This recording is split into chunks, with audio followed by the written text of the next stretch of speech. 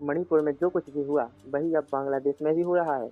बस फर्क इतना है कि हमारे देश की सरकार की समझदारी ने उस स्थिति को कंट्रोल कर लिया, पर बांग्लादेश सरकार उसे कंट्रोल नहीं कर पाई।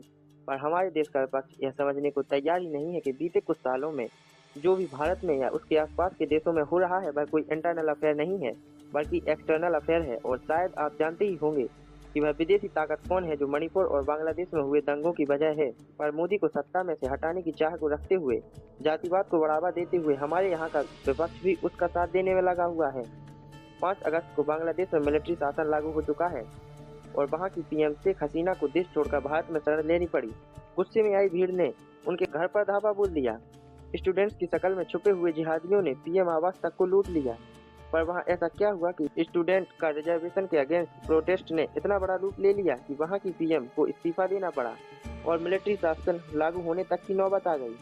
और प्रेजेंट में जो भी हो रहा है उन सब में एक बात गौर करने की है कि बीते कुछ 3-4 सालों में भारत से लेकर आसपास के जितने भी देश हैं वो सभी देश या तो डूब चुके हैं या उन सभी पर मिलिट्री शासन लागू हो चुका है। बांग्लादेश में अभी अभी मिलिट्री शासन लागू हो चुका है। पाकिस्तान में पहले से ही मिलिट्री शासन है। म्यांमार में भी मिलिट्री शासन लागू है। चीन के राष्ट्रपति शी जिनपिंग का अभी तक कुछ पता नहीं है, पर वहाँ की आर्मी भी उनके खिलाफ हो चुकी है। श्रीलंका से भी वहाँ के पीएम और प्रेसिडेंट भागे थे, पर वह भी भारी कर्ज में डूब चुका है। मालदीव भी धीरे धीरे कर्ज में डूबा जा रहा है। और भारत में कहीं ना कहीं कई यूट्यूबर्स को पैसे देकर लोगों का ब्रेन वॉश कराकर, मोदी को डिक्टेटर बताकर, जातिवाद के द्वारा, किसान आंदोलन के द्वारा, मणिपुर आंदोलन के द्वारा आग भड़काई जा रही है कि कहीं ना कहीं भारत में ही बांग्लादेश की ऐसी स्थिति पैदा हो जाए। पर हमारे देश के ऑपोजिशन लीडर्स आंखों पर पट्टी बांधे मोदी को डिक्टेटर बताने में लगे हुए हैं। यहाँ पर अब आरक्षण का झंझना बजाने में लगे हुए हैं। पर इन सब के पीछे की वजह है दुनिया का एक सबसे पावरफुल और शक्तिशाली देश जो कि बांग्लादेश का कुछ हिस्सा और म्यांमार का कुछ हिस्सा और भारत के मणिपुर का कुछ हिस्से को अलग करके वहाँ के लोगों को एक नए देश की मांग करने के लिए भड़का रहा है, ताकि वहाँ पर वह अपना केंद्र बनाकर भारत, चीन, बांग्लादेश के क्षेत्र को कंट्रोल कर सके। अब इसके लिए पूरा खेल क्या खेला गया है, चलिए बात करते हैं।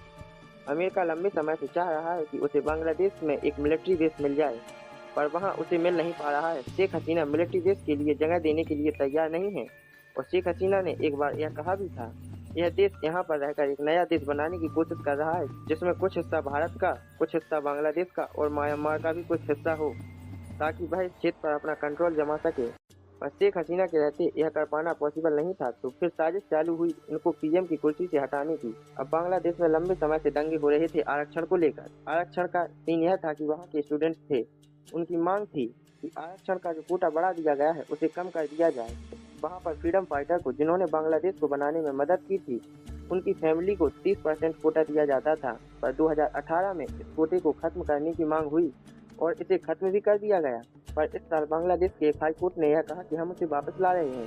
अब सोचने वाली बात यह है कि यह आदेश ना ही बांग्लादेश की सुप्रीम कोर्ट ने दिया और ना ही यहाँ की पीएम ने, तो यह हाई कोर्ट ने कैसे कह दिया। और हाई कोर्ट की इस बात के बाद लोग सड़कों पर उतर आए, दंगे चालू हो गए और जब दंगे ज्यादा भड़क गए तब सुप्रीम कोर्ट ने कहा कि हम यह आरक्षण हटा रहे हैं और रिजर्वेशन जैसा था वैसा ही सब नॉर्मल रहेगा।